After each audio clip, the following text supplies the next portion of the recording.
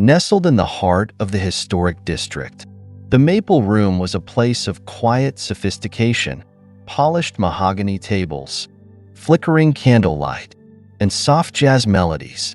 Guests came to celebrate milestones or find solace, always greeted with warmth and comfort. At the heart of the restaurant was Sarah Miller. With her graceful movements, quiet confidence, and genuine warmth, Sarah turned every meal into a memorable experience. She knew her regulars' favorites, the couple sharing a garden salad every Tuesday, the teacher with her rainy day tomato soup, and the young musician scribbling notes over coffee. Sarah had an innate ability to make everyone feel seen. Whether it was a businessman in an Armani suit or a family with restless kids, her attentiveness extended to the smallest details: an empty water glass, a hesitant order, or a dropped crayon. To Sarah, kindness mattered. It was a lesson her father, a small-town shop owner, had instilled in her. How you treat people says everything about you. On quiet afternoons, Sarah often paused to soak in the beauty around her: the stained glass sunlight, hushed conversations, and laughter shared over meals. To her, the Maple Room was more than a restaurant. It was a collection of stories, and she felt privileged to play a small part. Yet, perfection was the rule at the Maple Room. Walter, the stern manager, was a stickler for detail and appearances. Though Sarah respected his commitment to excellence, she often wondered if he missed the heart behind the service. Little did she know, one unexpected Tuesday afternoon would test everything she believed. When the doorbell chimed and Sarah looked up to see a tall teenage boy flanked by two men in dark suits, she sensed this day would be anything but ordinary. That Tuesday afternoon, the Maple Room was a world of quiet elegance. The restaurant hummed with a serene calm, as though time itself had slowed down. The soft strains of jazz floated through the speakers, a smooth, steady rhythm that paired perfectly with the faint clinking of glassware being polished to perfection. The golden afternoon sun streamed through the tall windows, cascading in soft rays that painted the dark wooden tables in rich amber tones. Dust particles danced in the light like shimmering specks of magic, and the faint aroma of roasted coffee beans lingered in the air. For Sarah Miller, this was the kind of afternoon she loved most. A rare lull, the kind of peace that gave her a chance to admire the beauty of her workplace. The pristine napkins folded just so, the glass candle holders that glowed faintly even unlit, and the way the mahogany chairs sat tucked neatly under the tables, waiting for the evening crowd. The other servers moved quietly, resetting tables and murmuring quick conversations, their polished shoes making the faintest sound against the floorboards. The doorbell chimed suddenly, crisp and clear. Sarah straightened, glancing up instinctively toward the entrance. She expected a couple out for a late lunch, maybe a tourist looking for coffee. But what she saw was something far more unusual. A teenage boy, tall, lanky, with blonde hair and a cautious demeanor, stepped inside, followed closely by two sharply dressed men in tailored black suits. The contrast between them was striking. The boy moved stiffly, as though uncomfortable with the attention he seemed to draw wherever he went, while the two men moved like shadows, alert, precise, and quiet. Their eyes scanned the room like well-trained hawks, their presence setting off a ripple of curiosity among the other staff.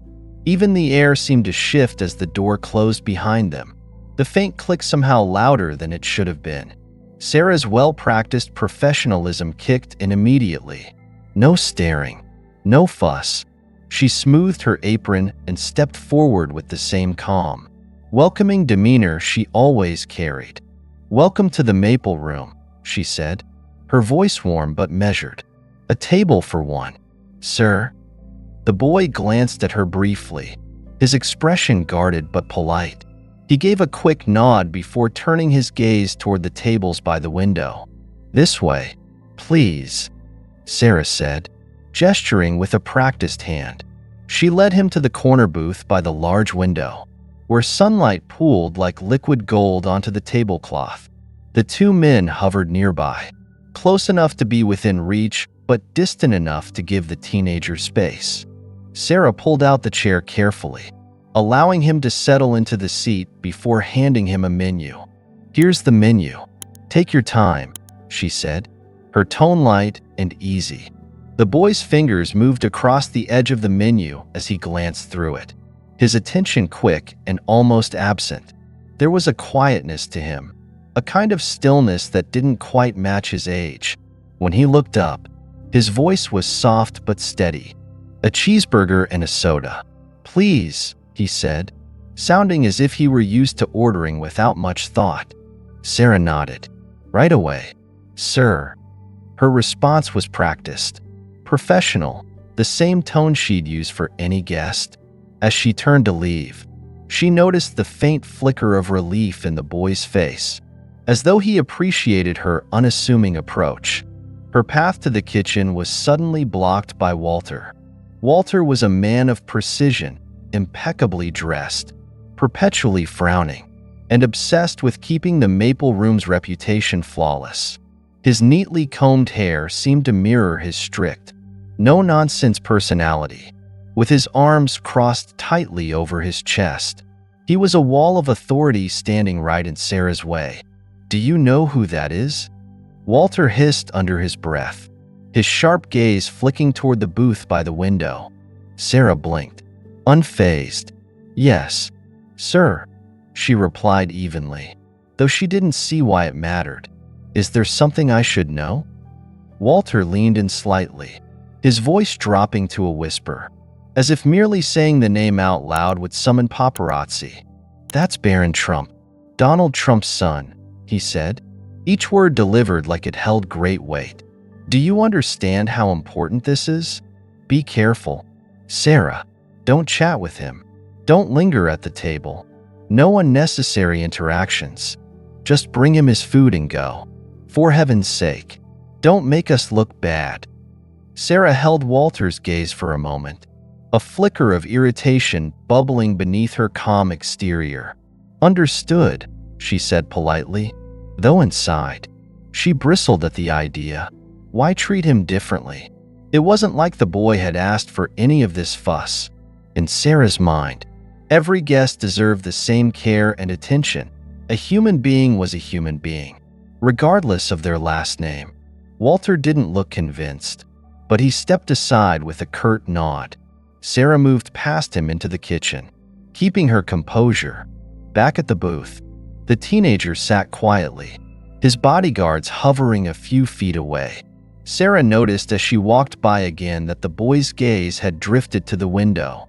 Outside, the world moved on, a car passing, a couple walking hand in hand, a pigeon pecking at crumbs on the sidewalk. The boy's face, though stoic, seemed distant, thoughtful, lonely, even. Sarah allowed herself a small sigh as she placed his order with the kitchen staff. Whatever story surrounded him, whatever life he lived under the spotlight, it wasn't her business. But that didn't mean she couldn't offer him the smallest gesture of normalcy. When the cheeseburger was ready, Sarah returned to the table, the plate balanced gracefully in her hands. She set the food and soda down gently, careful not to interrupt the boy's thoughts. "Here you go. Enjoy," she said softly, offering the same kind smile she'd given 100 other customers that week. The boy looked up at her, a faint trace of surprise in his expression, as though kindness, in its simplest form, was something unexpected. "Thank you," he said, the words quiet but genuine. Sarah nodded and stepped away, leaving him to his meal. As she walked back toward the dining room, she caught Walter's watchful eye from across the room. His face was stern, his mouth drawn into a thin line. Sarah ignored it, holding her head high as she returned to her duties. "It's just another guest," she thought to herself, though something told her this day, this quiet, seemingly ordinary Tuesday, was about to become anything but normal. Throughout the meal, Barron sat quietly, his posture composed but his expression distant. The cheeseburger sat on his plate, disappearing in slow, mechanical bites. He didn't look like he was savoring the meal, just going through the motions. Occasionally, his eyes drifted toward the window, where the world outside carried on without a second thought for who he was or the weight he seemed to carry. From her station near the counter, Sarah watched discreetly, her years of experience allowing her to observe without staring. There was something about Barron Trump that struck her, a quiet, almost wistful energy. He wasn't just another privileged teenager throwing his name around. There was a loneliness about him that seemed to hang in the air, noticeable to anyone paying attention. Sarah knew how to read people. It was part of her job, and right now, she read a boy who was used to being seen but not understood. The two bodyguards nearby never strayed far, their sharp eyes moving like clockwork from one corner of the dining room to another.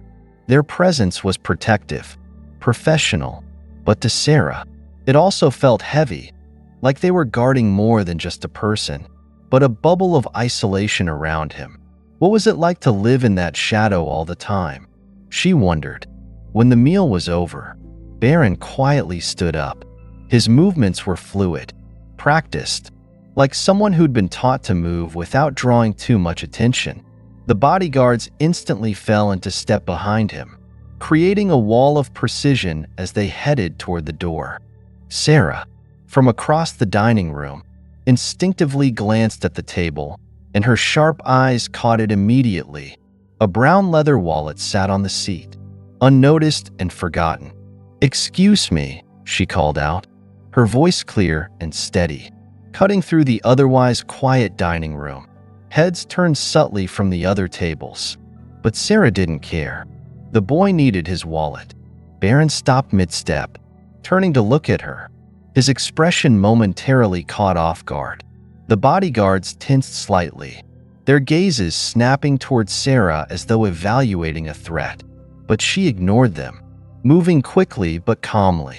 Sarah picked up the wallet and walked toward the boy with practiced poise. "Here," she said softly, holding it out to him with an easy smile. "You left this." For a moment, Barron just looked at her, as though unsure how to react.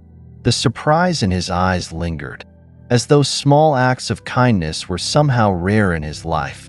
Then, as he took the wallet from her hand, his demeanor shifted just slightly. A quiet warmth replaced the aloofness in his voice.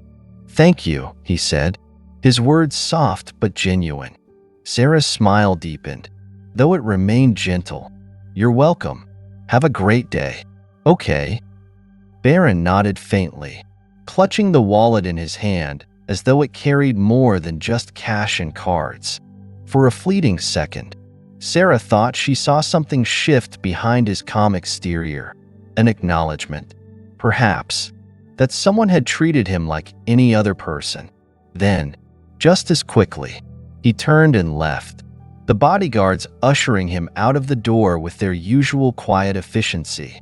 As Sarah returned to the dining room, she immediately noticed Walter standing near the host's podium, his arms crossed and his expression hard as stone. He didn't need to say anything. His glare said it all. Walter's brows were furrowed, his mouth drawn tight, and his eyes followed Sarah's every step as she resumed clearing tables.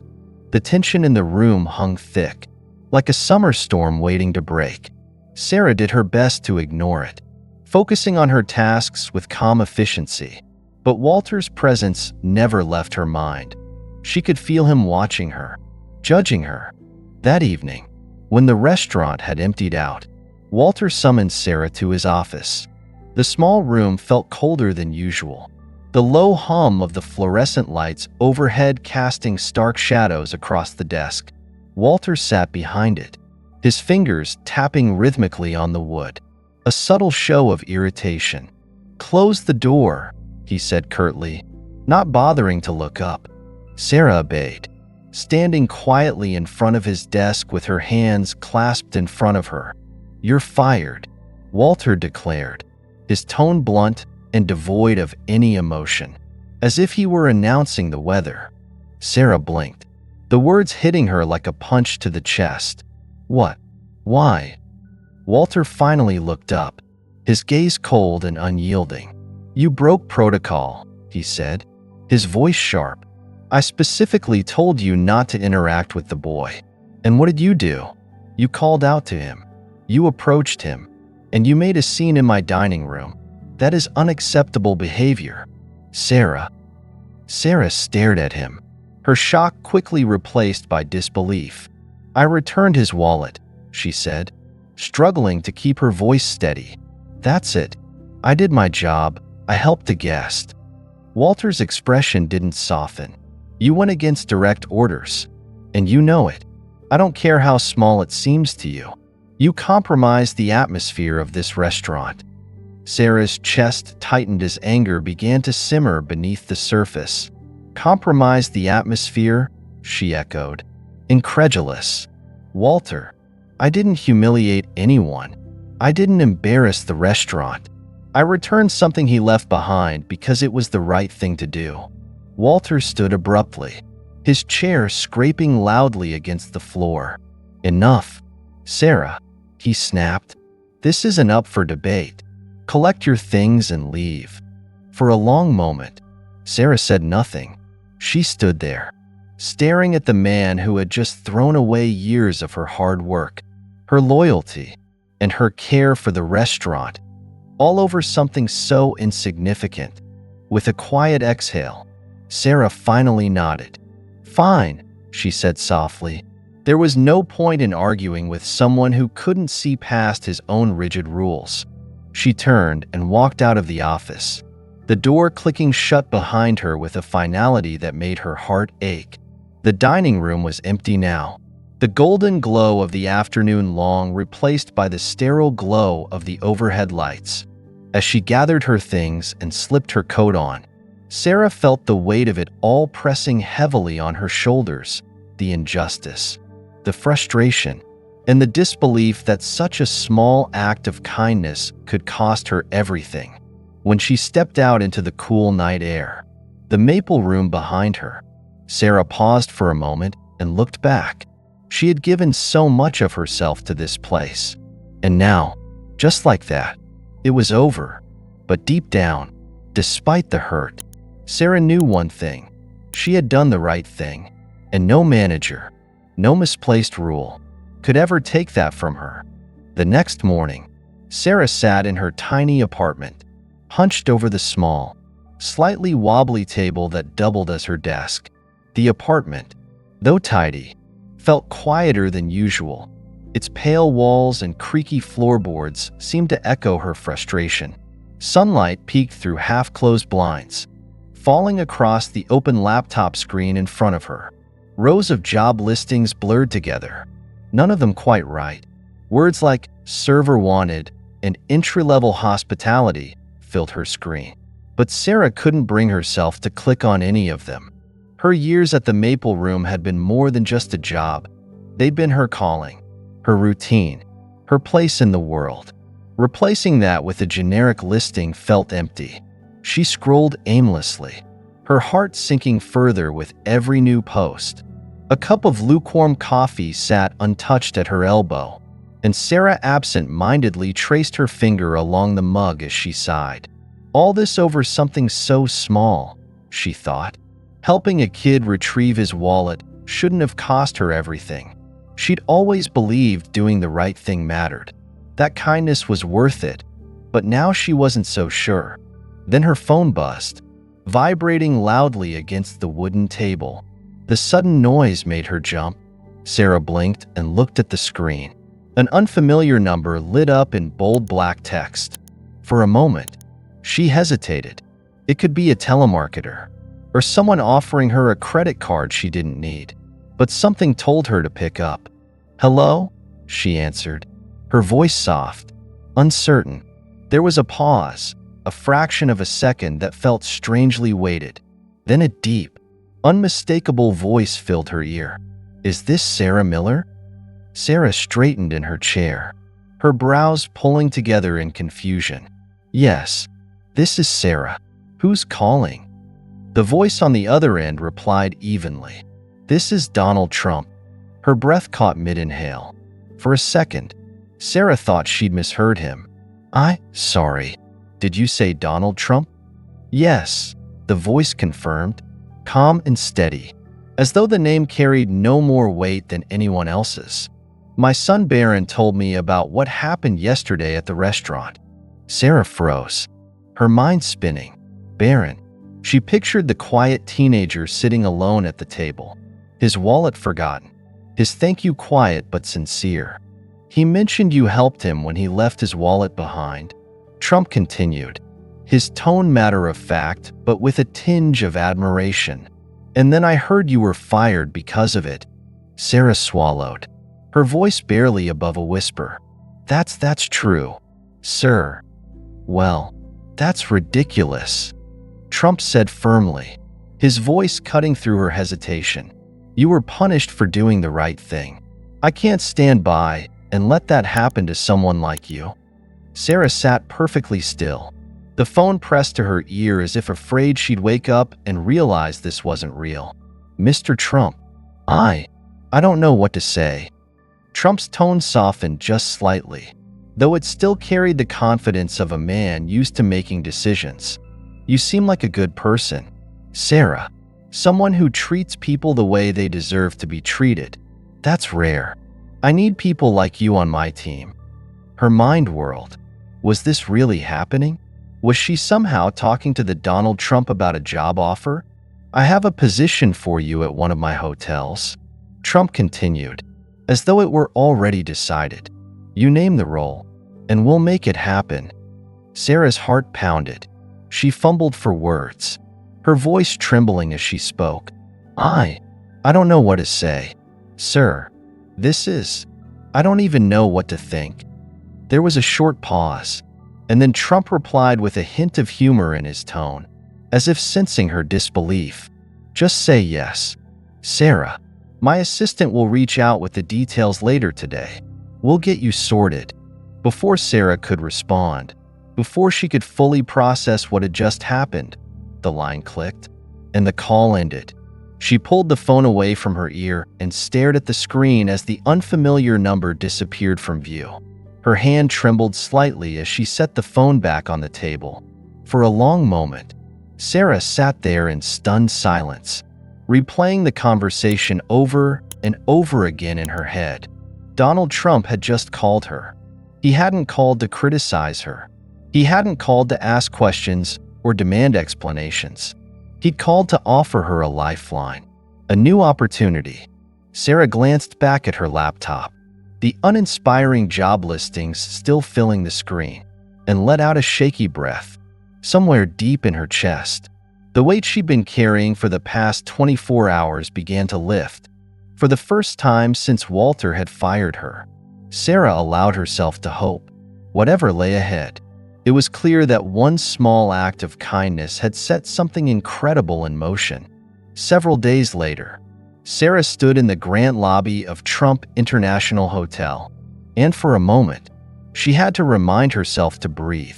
The sheer grandeur of the space took her by surprise. Its scale, its elegance, its undeniable beauty. It was nothing like the Maple Room's cozy charm. Here, everything felt larger than life. The gleaming marble floors stretched out before her, pristine and immaculate, reflecting the soft glow of crystal chandeliers that hung like jewels from the high, coffered ceilings. Ornate gold accents lined the edges of walls, and plush armchairs were carefully placed in cozy clusters, creating pockets of luxury where guests lounged and sipped champagne. The air was faintly perfumed with the scent of fresh flowers, lilies, maybe, and the faint hum of conversations mixed with the soft notes of a piano playing somewhere in the background. Sarah couldn't help but glance down at her reflection in the polished marble, her neatly pressed suit and polished shoes looking right at home in this world. A world she never imagined herself stepping into. Just days ago, She had walked out of the maple room with nothing but a heavy heart and the weight of injustice on her shoulders. And now, here she was, standing in one of the most prestigious hotels in the world, her name on the visitor's log, her career taking a turn she couldn't have dreamed of. A sharp, friendly voice broke her thoughts. "Miss Miller?" Sarah turned to see a well-dressed woman approaching her, Rebecca, the hotel's HR manager.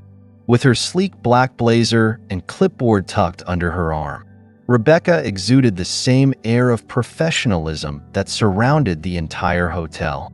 "Welcome to Trump International," Rebecca said with a warm smile, extending her hand. "We're so excited to have you here." Sarah shook her hand firmly, feeling both nervous and hopeful. "Thank you. It's truly an honor to be here." Rebecca led her down a wide corridor toward the executive offices, the sound of their heels tapping softly against the marble.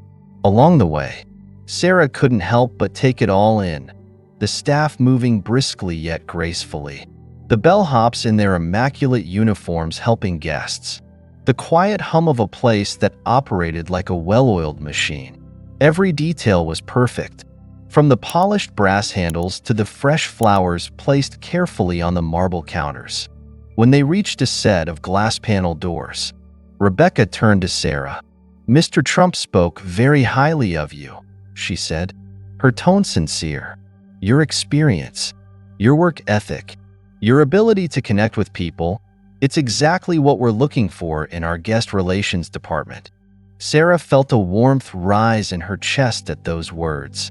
For the first time in a long time, she felt seen. Someone had recognized not just the work she did, but how she did it, the care, the details, the relationships. Rebecca opened the doors to the guest relations office. Inside, a polished, spacious area awaited her. A team of well-dressed professionals looked up as they entered, and Sarah felt their curiosity turn to friendly approval as Rebecca introduced her. "Everyone, this is Sarah Miller. She's joining us as the new guest relations manager," Rebecca announced. A ripple of smiles and polite greetings met Sarah as she took a moment to look around. The energy in the room was infectious, organized, confident, and motivated. It was a far cry from the tense atmosphere she'd grown used to under Walter's rigid watch. This place hummed with professionalism, yes, but also with a sense of pride and respect. In the weeks that followed, Sarah poured herself into her new role. Her days started early, walking through the lobby to greet her team and check in with the guests who passed through. She quickly became known for her ability to anticipate needs before they were spoken, remembering a family's preference for extra pillows, recommending the perfect city tour to a honeymooning couple, or quietly arranging for a tired businessman's suit to be pressed overnight. Guests responded to her warmth, often stopping by her office just to share their gratitude. "You're a breath of fresh air," one older man told her after she helped resolve a booking issue with ease. Her team respected her, too. Sarah led by example, showing them that kindness and attention to detail weren't just part of the job, they were the job. She treated the housekeepers with the same respect as the front desk staff, and she always made time to check in with the bellhops and concierges. "People just want to feel seen," she would tell her team. "When we show them that we care, we're not just doing our jobs, we're creating an experience they'll never forget." Under Sarah's leadership, the guest relations team began to shine brighter than ever. Reviews poured in praising the hotel's warmth and efficiency.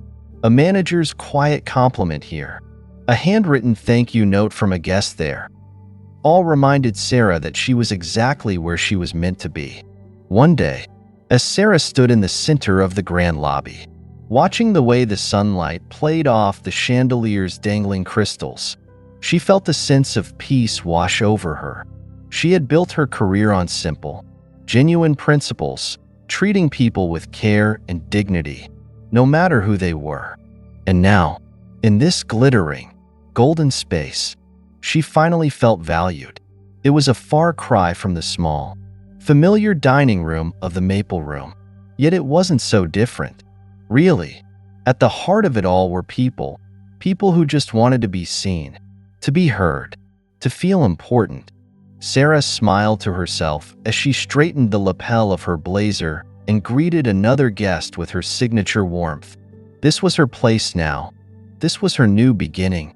One evening, Sarah received an invitation that she never saw coming. The elegant cream-colored envelope, with its gold-embossed seal, sat on her kitchen counter like a misplaced treasure. She had stared at it for a good 5 minutes before carefully breaking the seal and pulling out the card inside. The handwriting was formal but clear, an invitation to dine with the Trump family. Sarah had to read it twice to make sure she wasn't imagining it. It felt surreal, her mind still trying to reconcile the weight of those words with her quiet life just weeks earlier. Why her? What could they possibly want from someone like her? She thought about ignoring it at first. The idea of sitting at a table with people whose lives were so vastly different from her own made her stomach turn with nerves. But deep down, she knew she couldn't refuse. On the evening of the dinner, Sarah stood outside a towering, stately building. The doorman, dressed impeccably, gave her a polite nod as he opened the door, and she stepped inside. A hotel assistant guided her through the luxurious hallways, walls adorned with paintings that probably cost more than her apartment, floors covered in thick rugs that silenced her steps. The assistant opened the door to a private dining room, and Sarah felt her breath hitch. It wasn't over the top or gaudy. Instead, it exuded a sophisticated elegance. The long table was draped in pristine white linens and set with sparkling crystal glasses and gold-edged plates. The soft glow of a chandelier bathed the room in warmth. At the far end of the table sat Barron Trump, taller now than she remembered, his posture relaxed but confident. He was no longer the shy boy sitting by a window, picking at a cheeseburger. Barron's face lit up with a genuine smile when he saw her. "Sarah," he greeted warmly, standing to pull out the chair reserved for her. Sarah smiled back, her nerves softening just a little at the kindness in his voice. "It's good to see you again, Barron." He chuckled lightly. "You don't have to say that. Last time we met, I barely said 2 words." Sarah shook her head, her smile soft but sincere. 2 words are all it takes sometimes. Barron's smile grew as he took his seat again. Across the room, Sarah spotted Donald Trump, dressed sharply but with an ease that showed he was in his element. The room's energy felt calm, almost intimate. This wasn't a grand political event or business meeting. It was something simpler, something real. As dinner began, Sarah couldn't help but marvel at how natural the evening felt. The conversation flowed easily, weaving between light-hearted jokes and stories about Barron's life since that day in the Maple Room. Sarah listened as Barron shared memories of how embarrassed he had been when he forgot his wallet, only to feel grateful that someone had shown him such simple kindness. "You know," Barron said suddenly, looking across the table at Sarah, "I've thought about that day a lot. You didn't have to help me, but you did. And you didn't make a big deal about it either." Sarah glanced at him, surprised at the maturity in his voice. "It wasn't a big deal," she said gently. "You were a guest. I just did what anyone would do." Barron shook his head, his smile thoughtful. "Not everyone would. My dad says people like you are rare." Donald Trump, who had been quiet for a moment, set his glass down and leaned slightly forward. His gaze met Sarah's, and for the first time, she felt like he truly saw her, not as an employee or a name on a list, but as a person. "I couldn't agree more," Trump said, his voice firm but full of appreciation. "Kindness isn't as common as it should be, and when we find it, we should celebrate it." He lifted his glass then, the polished crystal catching the light. "To Sarah Miller," he said clearly, his voice filling the room. A woman who reminds us all that kindness is never wasted. For a moment, the room stilled. Then, a ripple of applause broke out, soft at first, then growing louder. The sound echoed gently off the walls. But to Sarah, it felt distant, like something out of a dream. She looked around the table, at Barron, at Trump, at the other faces nodding their agreement, and she felt something she hadn't realized she'd been missing for so long. Acknowledgement. Her smile was quiet, a little shy, but entirely sincere. She didn't need to say anything. Her gratitude was clear in the light in her eyes. In that moment, as the applause faded and dinner resumed, Sarah realized something profound.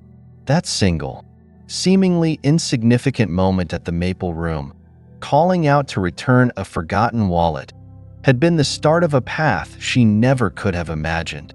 She had acted on instinct, on decency, on the belief that kindness was worth offering no matter who the person was. And somehow, in a world where so many moments go unnoticed, her small act had been seen. It was a lesson she would carry forever. Kindness doesn't disappear. It lingers. It multiplies. And sometimes, when you least expect it, it changes everything. As the evening drew to a close, and the final echoes of conversation faded into a comfortable stillness, Sarah couldn't help but reflect on the journey that had brought her here. From a quiet act of kindness to sitting at a table she never imagined, surrounded by people who valued her simple yet profound gesture. It was clear that this was no coincidence.